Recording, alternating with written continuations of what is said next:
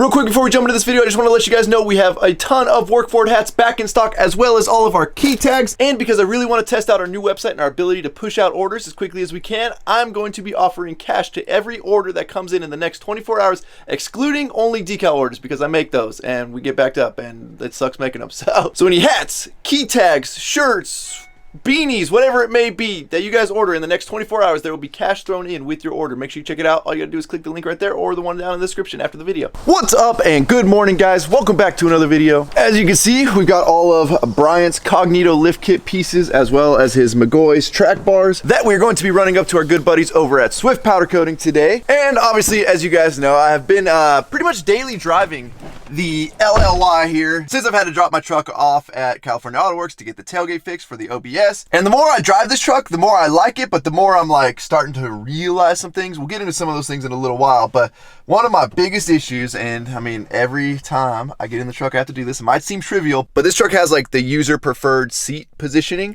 And one of the little settings you can do on there is when you take the key out or turn the truck off, it returns to like a very forward neutral position, which is like the get out position, which I've never understood. So that's one of the settings that you can get to in the little like DIC display, whatever, right there. Well, when I bought the truck, the previous owner was like, yeah, man, you know, these buttons aren't really working. I don't know if they just went bad or what. So you can't really change that function right now. So I'm like, all right, well, there's a couple reasons why those buttons wouldn't work. But first things first, let me just replace the buttons. I actually went ahead and replaced these buttons yesterday, and everything seems to work in terms of them lighting up. Everything looks great, but they still do nothing on the actual screen. I should probably turn the truck on so you guys can see what I'm talking about here. None of these buttons want to work. They do light up. All of the radio control buttons, they work no problem. So all the upper buttons work, lower buttons do not. So I've been Googling the forums, and a couple of people are saying, well, the next best thing would be clock spring. Obviously, you want to start on like the cheapest thing, which these buttons aftermarket weren't very expensive. Clock spring would be the next big thing, which is in your steering wheel there. It's about a $400 part and kind of a pain in the butt to get to. Then I got a little deeper in the forums, and some of the people were saying, you know what? One of the things I would check is you might have a gauge cluster that doesn't have like the DIC programmed into it. So obviously the lower variants of the trucks didn't have the user settings or anything like that. This is where I'm asking you guys for help. Maybe you guys have better info on this than I do. They were saying if you only have 3 functions when you press the actual manual odometer trip set button here, which I only have 3 functions, which is basically engine hours, odometer, and trip, then that could mean this is one of the lower versions of the gauge cluster. Now, why would this have a different gauge cluster than the steering wheel controls? Well, the 2005s and that generation are known for the motors going out on the gauges themselves. And it's a really simple, cheap fix if you're willing to pull your gauge apart and resolder on new stepper motors. I did it on my old truck. I think it cost me like 20 bucks or less by the time I was all said and done. But I can see how somebody freaks out about that, goes to a junkyard and pulls a working one out of a junkyard or something like that. I don't really know what happened here, but I'm starting to think that I have a different gauge cluster. So again, if any of you guys have info on that, let me know. Well, we do have a big day today. The LOY's first fuel fill up. Hold on. Let me just go back to the front here. We do get the nice hanger though. This pump is so slow. Not only is it slow, it cuts off at $75. Yep, never coming to this gas station again. Oh, hold on, let me reset my seat. All right, here we are at Swift Powder Coating. Uh-oh, Bryant, looks like they're pretty busy, buddy.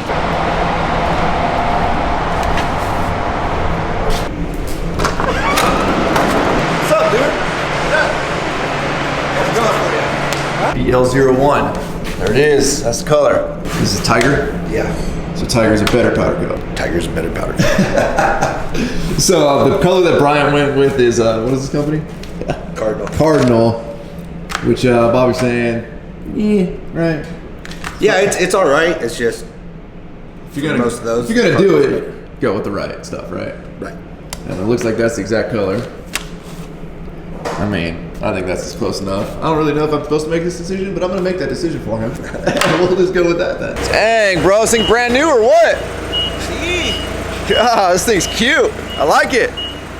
Cool, man. I'll take your old one. One of the things I've been wanting for the warehouse for a long time is a forklift. Obviously, forklifts aren't cheap. I don't want to spend a ton of money on it because we're rarely gonna use it. I'd love to get a new one like that. That thing is pretty sweet.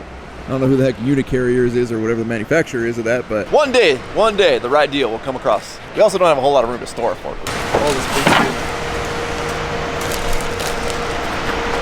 All right, there goes Bryant's stuff. Hopefully I picked the right color.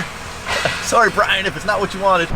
If you guys have never driven with these 05 style mirrors, let me tell you, they absolutely suck. Not having any type of blind spot, concave, little, or convex, I should say, portion on it to actually be able to see like your wheel tire area way down there. No bueno. Now I will give Chevy credit. The little like extension feature on them. Oh wait, other way. There you go. Like it is kind of rad that back in 05 they did have power extending mirrors. But man, are they ugly with the big old accordion on them. So I can't wait until my Boost Auto replacement mirrors show up for this thing. So we're back at HQ today for a couple of things. One being, this is like day 3 of really trying to get our new CNC plasma all kind of figured out. Sergio has gone ahead and written his own file for it this time, so we're not trying to use anybody else's file that's like weirdly not scaling right.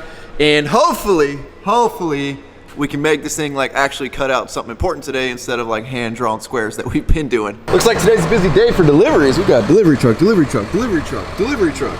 And well, nothing showing up for us. Well, actually, we do got something showing up for us. And hopefully he's here any minute now. Not Sergio, we already know Sergio's coming over.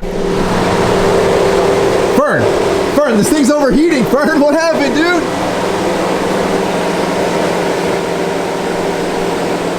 Bro, you're not supposed to be smoking with your truck, dude. I don't have any thermostat. I smell some more coolant. Alright, wanna know something funny? I've lost my thermostat housing bolt 4 times inside. It's cleaning around like it's Christmas. But I'm upgrading everything. I love this freaking grill. We're going Mishimoto, spending $800 tonight. So one of the things you gotta factor in with a grill, luckily I've never run into this issue, but it's definitely can become a thing, is like depending on how much airflow you're blocking and the design of your radiator. I mean, I'm guessing you didn't just drive hard or far right now, right? And it's already, the fans are kicking hard. So I went to my tuner and oh, there we go. Hey, I can hear you. I can hear you. So I had him upgrade, well, not upgrade, give me 100% of my fans all time. So after that, once I shut down, it lasts for a minute. Yeah, just so I don't overheat. But I have no thermostat. I put the stock in yesterday, overheated. Luckily I didn't blow my engine. Jeez. And so then I took the thermostat out, threw that thermostat away. I've also got a Mishimoto Racing 160 thermostat. I towed my hauler with that, almost overheated, took that out. I just don't have enough. Well, my radiator is too small. Should have bought a Ford. You know what's funny? I see a lot of Fords broken down. Could have just parked right here, maybe. No? Hey buddy, how's it feel to be in a nice Ford again? These mirrors suck. And they ain't as bad as those mirrors, let me tell you. Shit, dude, these things are like Honda Civic mirrors. You can't even see. How do you feel about the interior of this thing? It smells like cigarettes. I know. So this is the rental truck that Geico got me, and I literally drove it back from California Auto Works, and it's been parked for 3 or 4 days. I've just haven't had time to go return it, but everybody's like, why aren't you driving that? Put miles on that instead of the trucks you own. I'm like, no, it does smell like cigarettes, and I don't know. My allergies don't enjoy being in that thing. I think that's how they do it. Oh, that's looking good, Sergio. This is looking promising. So Sergio wrote his own file right there. We got his own G code running over there. This actually looks like it makes more sense than all the other crap that we've been dealing with. Definitely. So we should have just done it our own from the beginning. Yeah. All right, so we're doing our manual torch height setting right here. Boom, we got contact. So now We still have no clue really what we're doing, but this one works. hopefully it works. Yeah. Start and Let's do it. This is our first real one. Come on, Sergio. Do it.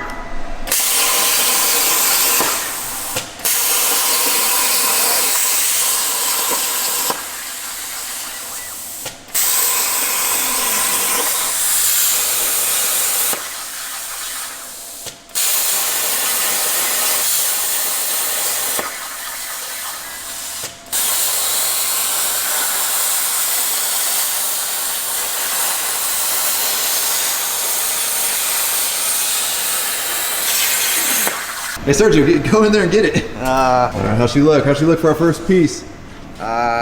Looks like we screwed up a little bit with the lead-ins. We have to program it better. But it's promising, at least it cut kinda. One of the things is not only do you have to design the piece when you're doing any type of CNC work, but you also have to like program the way it cuts. You want it to cut certain areas at certain times. You got to let certain spots cool. You got to do your lead in and lead out, because obviously plasma is like it's an arc. So you got to like strike that arc first, but you don't want to do that right on the edge of your cut because it'll leave a little hole. So you got to like start it back a little bit, then lead it in. It's a whole lot of stuff that we got to learn and figure out. You can check over here. Actually, I don't know why it has a delay to shut off the plasma. Gotcha. So it's cutting a little bit. So that's something I have to look into. That's a lead in, like you said. That's probably too small of a hole, or maybe we have to put it closer to the... Yeah, I mean, like holes like that, like it looks good. It just for some reason the plasma wasn't fully shutting off while it was traveling. You could see a bunch of different spots there, but probably a couple more tweaks, a couple more tests, and we should be fine. Done. Sold. Are we millionaires yet? Up to I checking my bank account. Nope, we're not. Well, the truck has been returned. Kinda, sorta. Dude, that thing makes U-turns worse than my freaking truck. Seriously. Couldn't even make a U-turn on that road back there.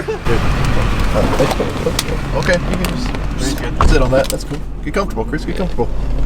Well, the sun ended up going down a little quicker than I expected today, but let's talk about the LOI. You guys have been blowing me up in the comment section about the LOI, wanting more videos on it, wondering when we're going to start the build, and well, honestly, I'm holding off on building this thing, and here is why. Well, there's a couple reasons why.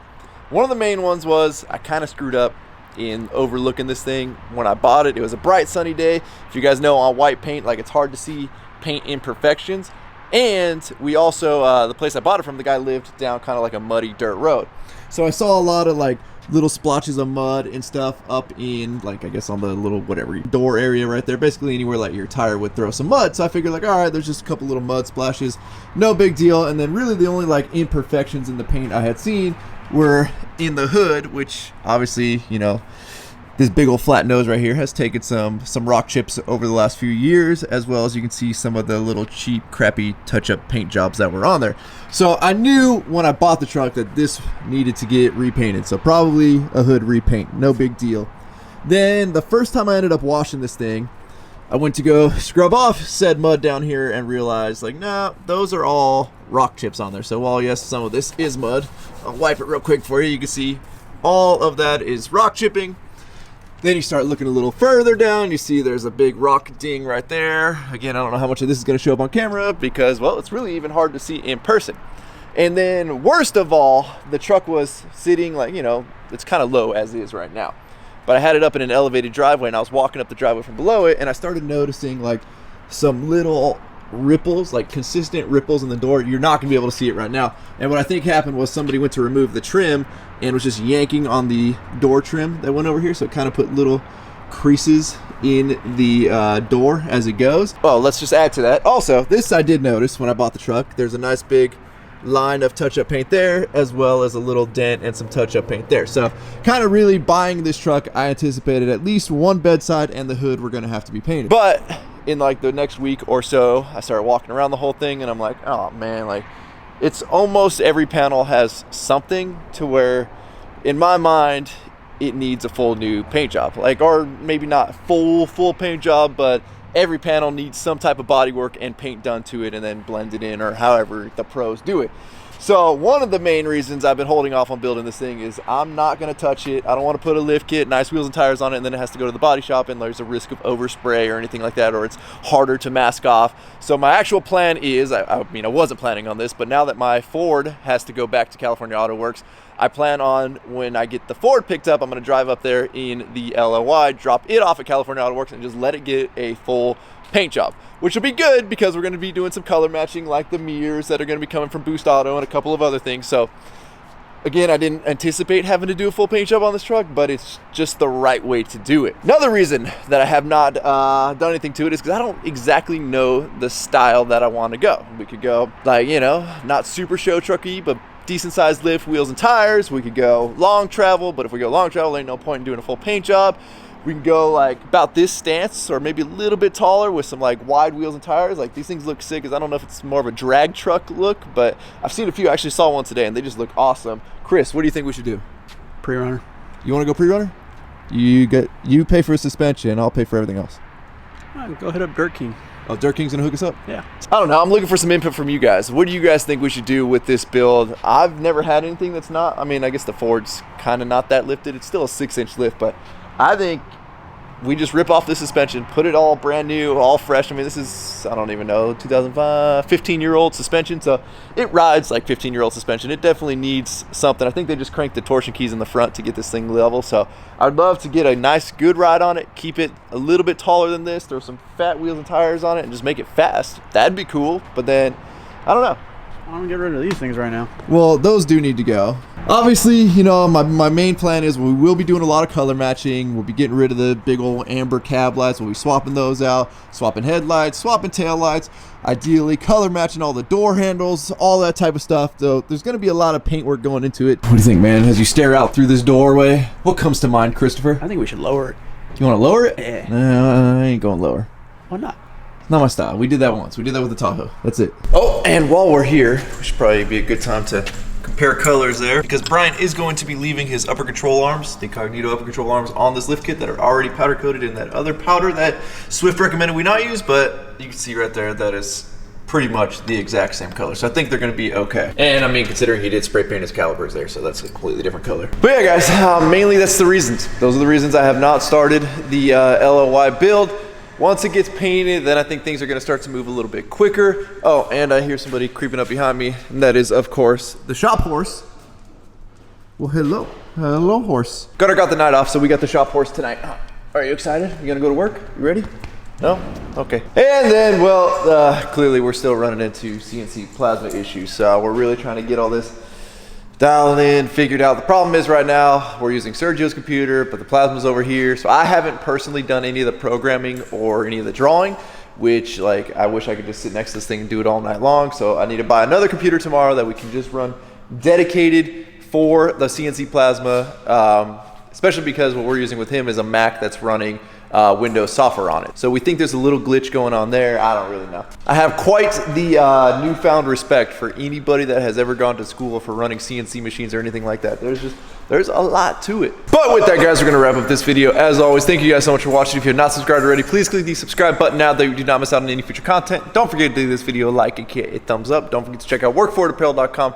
I'm assuming by the time this video goes live, we will have all of our hats back in stock. So there'll be a link down in the description. You guys are the best. I'm out. Damn.